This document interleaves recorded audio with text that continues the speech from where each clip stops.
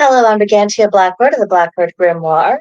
Welcome to the daily forecast for Sunday, October 6, 2024. On this day of the money, I am joined by my sweet little co-host, Lionel the Magnificent. Let them see your pretty face, or not. And my apologies in advance if my voice goes in and out today, and honestly, over the videos for this coming week. I'm recovering from a cold. But the show must go on, so thank you in advance for bearing with me through the process. Now then, our astrology for the day: the sun is in Libra, cardinal air, representing justice. The moon is in first quarter Scorpio, fixed water, which represents brooding. At 5:52 p.m. Central Time, it goes void of course. At 6:34 p.m. Central Time, it goes into first quarter Sagittarius, mutable fire, representing adventure. Mercury is in Libra, cardinal air, representing the visionary.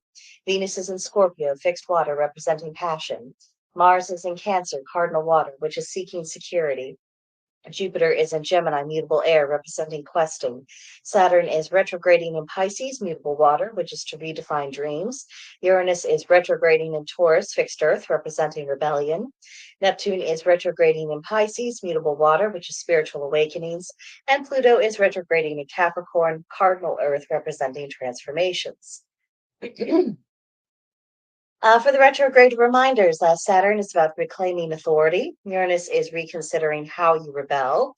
Neptune is about reclaiming your magic. Pluto is about reclaiming your ability to regenerate. And Chiron is about restoring the heroic spirit. Our moon phase is the waxing crescent, which means it is time for us to plan creatively. For the Sagittarius moon, our do's are teach, expand horizons, and debate. And our don'ts are cramped spaces, unsolicited advice, and pointless argumentation. Now, today we have our Libra sun that is seeking justice, and the waxing crescent Sagittarian moon desires knowledge, adventure, and intelligent exchanges. So practice fairness, listen to counsel with an open mind today, and go out of your way to discover relevant facts. You'll probably be saving yourself a bit of trouble down the road. Our tarot for today is the Two of Imps. The number 2 represents partnerships or rivalries. The suit of Imps is the emotional masculine, projective energy, the fire element, and drive. And the keywords for this particular card are bold, leadership, new enterprise, and successful partnership.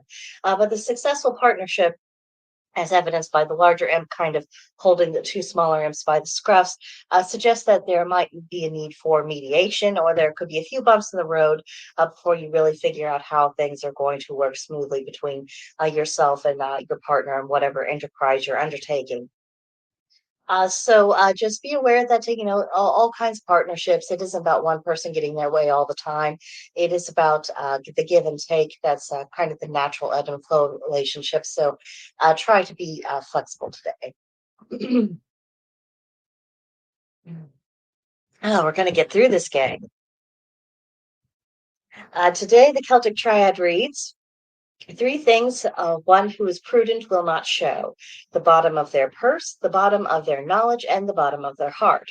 So your financial matters should not be known to all and sundry. In fact, it used to be the rule of etiquette that was in quite bad taste to reference financial matters, let alone try to delve too deeply into someone else's financial concerns, unless you were actually meeting for the purpose of doing business. It isn't a good idea. And then users and abusers, they like to know the person's limits of knowledge so as to better manipulate them. If they know where you have gaps in your knowledge or gaps in your experience, well, that's exactly where they will infuse themselves. I mean, people have learned this the hard way. And as far as the bottom of the heart goes, some parts of the heart are private to you and you alone. There are some things that, aren't necessarily for even your spouse to know about, just because it is really between you and you. And this isn't about shutting people out with whom we have a genuine and healthy emotional attachments, but it is about not making ourselves needlessly vulnerable. And that's something to bear in mind in this age of social media. Today's magical correspondences are about healing. The color is orange, the plant is the rose, the animal is the fox, and the crystal is the carnelian. True healing requires the cooperation of the patient, and if you are trying to engage in some self-healing magic, that means you have to actually cooperate. You're not going to have your spell or your ritual just kind of carry you along. You're going to have to do your share of the work. And if you're working against your intention, well, that's sending the universe mixed signals. And that means that your spell or your ritual ultimately will not be successful. So if you actually want to heal, you're going to have to go along with the process, even the uncomfortable bits. For today's practices, collect a Samhain chant or a prayer. Think about what is the symbolism of the mummy. How are you not like the sun? What are the limitations of solar wisdom? And as Sunday is a planning day, how are you celebrating Samhain this year? It is time to brainstorm. Excuse me. So I found one Samhain prayer for you, courtesy of Pinterest. It reads, "The veil grows thin at the time of the dead as we honor long gone ancestors in whose footsteps we tread. Life retreats into the bulbs and roots. The time has passed for the flowers and fruits. As leaves fall thick and carpet the ground, the dark mother waits in silence profound. Now's the time for the apple feast, time to stand still for humans and beasts. Seek the wisdom of days gone by to deal with the past and let it lie. Face your shadow and accept your faults. Look now to the future and seek your results." So when you're looking for prayers, whether you're going to be borrowing someone else's or if you're going to be writing your own, try to concentrate on what sentiments you actually want to express during the sound. Then for our journal prompt, who do you consider to be the most suitable or the most effective god of the dead? So there's a wide array of those who have that responsibility in pagan lore. Who do you really think is best at their job? And that is what I have for you today. Again, my apologies for the state of my voice. Thank you for putting up with me as I continue to recover from this cold. Have a magical and delightfully spooky day, and I will see you guys in the next one. Bye for now.